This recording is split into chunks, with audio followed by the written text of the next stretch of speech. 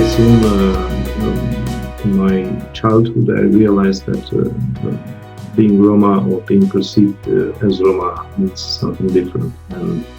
And soon I've also learned that people are referring to us not as Roma, but as Tsigan. They say that, Tsigani or gypsies are dirty or they are thieves or they are stealing. And then, in my adolescence, I realized these differences even more. And I started to be interested to find out more information about the Roma or the Tsigani and who we are and why are we different, how are we different, and why are we treated differently.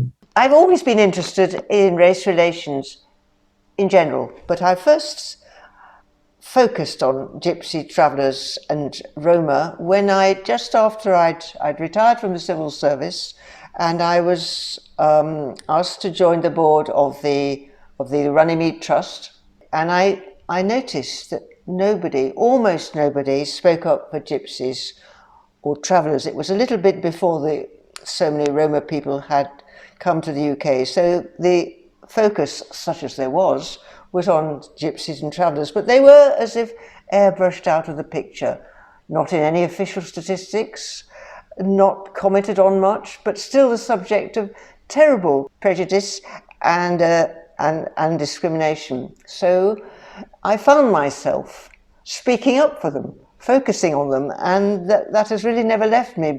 I'm originally from Wales, from a mixed family. My mother's American and my father's family are Welsh Romani.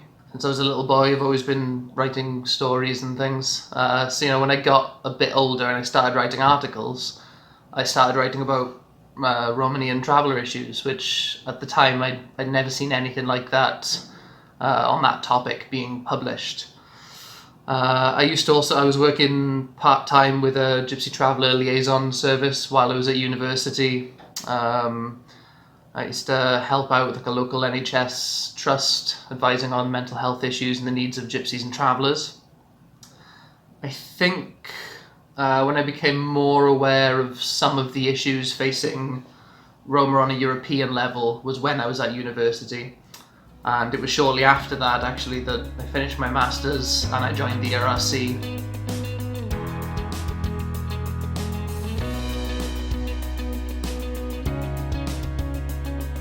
The ERC is primarily a litigation organisation, so we spend most of our attention and money on suing authorities or countries for discriminating against Roma.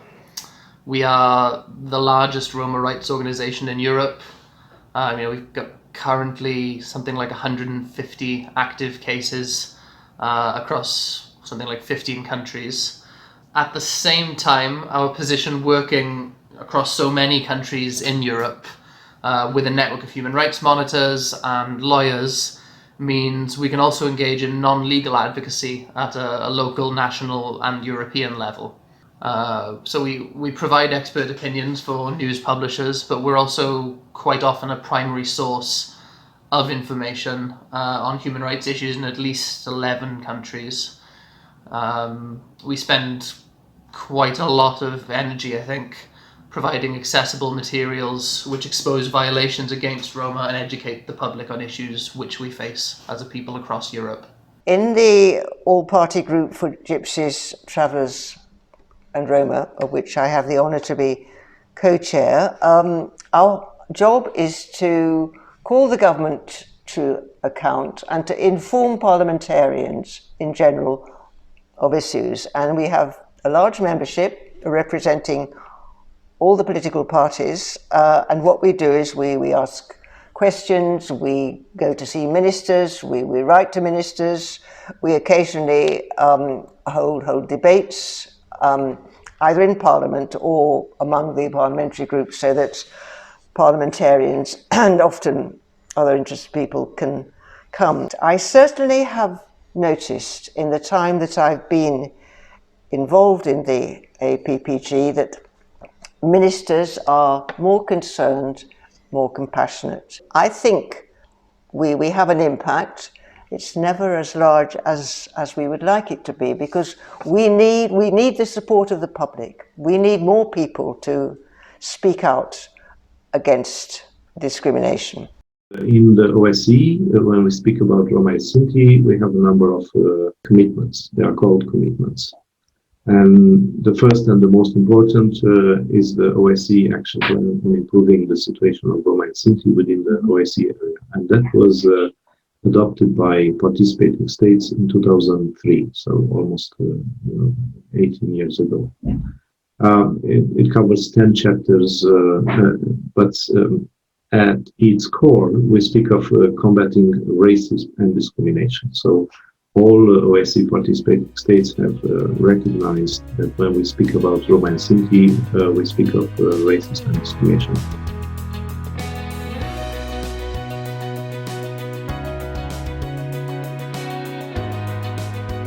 Of course, Brexit has caused lots of problems, particularly for those Roma residents who are still citizens of the European Union. Now, the government has been, I think, a little slow to recognise there's a special problem here. It's quite complex to explain, but it's partly to do with not being so familiar with the digital world and not having computers. It's partly because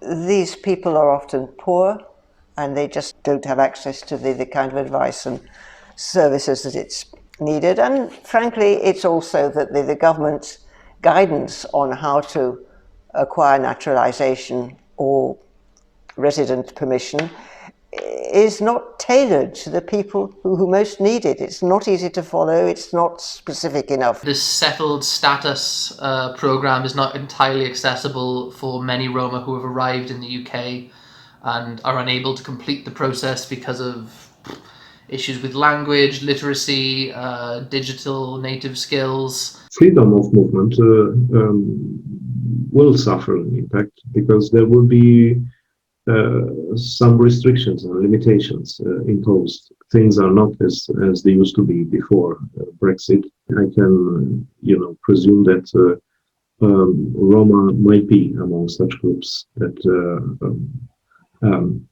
effects of Brexit will be seen, and there's going to be some disadvantage for them. Either if they are already inside the country, and they may suffer, negative prospects of being returned, or for anyone from now on who would like to move and work and live in United Kingdom. I think the government needs to do more to provide tailored guidance in consultation with the communities themselves.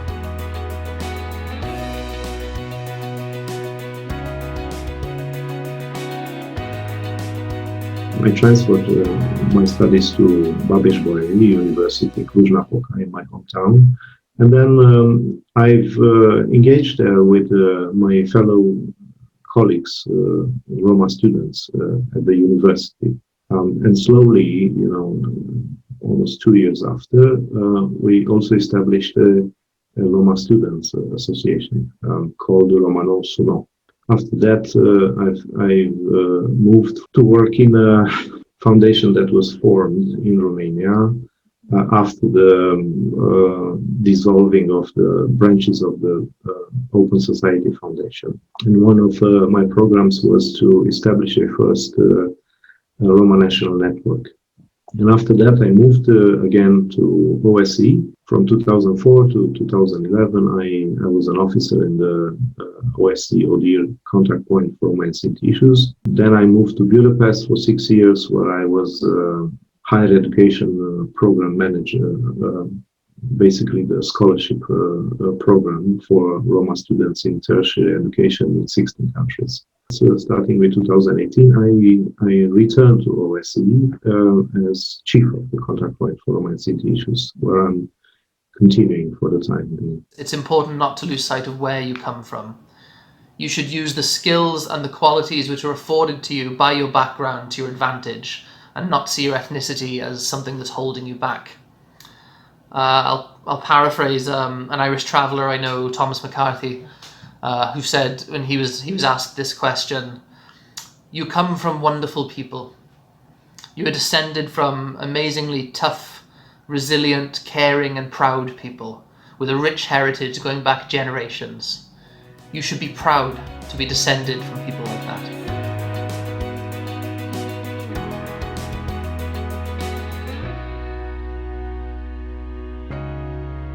This is a very interesting history they have. They have a lot of social values which are worth celebrating. Values which can stand you in good stead for success in life. These are a strong sense of family, a sense of loyalty, respect, empathy for elderly people, and most particularly a shared sense of existing as part of a collective group, looking out for a community and not just for yourself, practicing social values and sharing within that community. We need, as I said, to celebrate the culture. We need to have more help for schools to be able to do that. We need to try and ensure that there are members of these communities in more representative and public service positions, more social workers, more police, more nurses, more doctors. There are people now coming up who are qualified and interested to do that, and we really need to reduce the discrimination which either keeps them out or deters them from even trying.